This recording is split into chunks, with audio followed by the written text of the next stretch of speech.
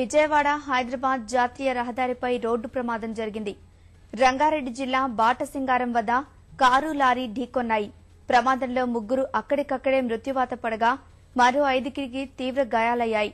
వారిని హుటాహుటిన ఆసుపత్రికి తరలించి చికిత్స అందిస్తున్నారు. హైదరాబాద్ నుంచి రాజమండ్రి వెళ్తుండగా ప్రమాదం జరిగినట్లు పోలీసులు వెల్లడించారు.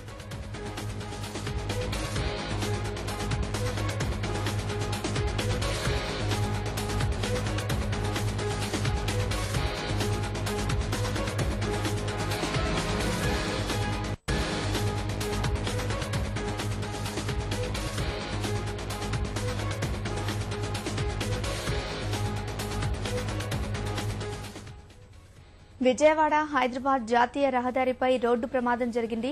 రంగారెడ్డి జిల్లా బాటసింగారం వద్ద కారు లారీ ఢీకొన్నాయి.